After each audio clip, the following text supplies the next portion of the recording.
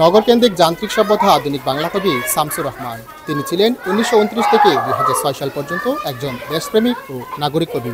পঞ্চ আধুনিক কবি বুদ্ধদেব বসু, জীবনানন্দ দাশ, সুধীন্দ্রনাথ দত্ত, অমিয় চক্রবর্তী তার কবিতায় নগরকেন্দ্রিক সভ্যতা ধারণ করলেও তারা কেউ বাংলা সাহিত্যে নাগরিকত্ব লাভ করতে পারেনি। কিন্তু শামসুর রহমান তিনি বাংলা সাহিত্যে প্রথম নাগরিক কবি হিসেবে আকৃতি পেয়েছেন।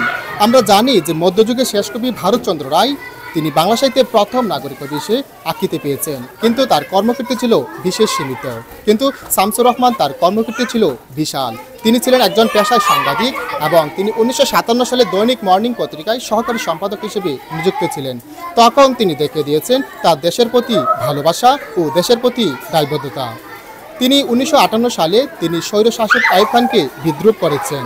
তিনি হাতির সুর নামক এক কবিতা লিখেছেন, অসাধারণ কবিতায়। এই কবিতায় আমরা দেখতে পেয়েছি তিনি কিন্তু রবীন্দ্রসঙ্গীত সম্প্রসার নিষিদ্ধ থাকলেও রবীন্দ্রসঙ্গীত সম্প্রচার যখন নিষিদ্ধ করেছিল তখন তিনি পাকিস্তানি রেডিওতে কাজ করতেন। তখন তিনি এসব নিয়ম নীতি তোয়াক্কা না করে তিনি রবীন্দ্রনাথ ঠাকুরের পক্ষ হয়ে বিবৃতিতে স্বাক্ষর রেখেছিলেন।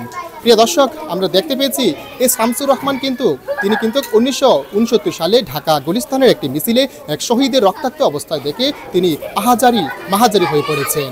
শুধু তাই নয়, সবচেয়ে বেশি গুরুত্বপূর্ণ ভূমিকা পালন করেছেন সেটা হচ্ছে 1971 সালে মুক্তিযুদ্ধ সময় তার কবিতাগুলো পরিণত হয়েছিল এক একটা শব্দবোমায়। তার কবিতাগুলো পরিণত হয়েছিল শব্দবোমায় এবং তার কবিতা থেকে মানুষ শক্তি জুগিয়েছে, সাহস জুগিয়েছে। শুধু তাই নয়, এই কারণে তার মধ্যে সবচেয়ে বেশি একটা উল্লেখযোগ্য কবিতা হচ্ছে তোমাকে পাওয়ার জন্য হে স্বাধীনতা। এই কবিতাটি শুধু তিনি রাষ্ট্রীয়ভাবে কিন্তু বারবার কিন্তু সম্মাননা পুরস্কারও পেয়েছেন। কিন্তু দুঃখজনক ব্যাপার হচ্ছে এই লেখক 2006 সালে অনন্তের পথে যাত্রা করেন। দুঃখিত।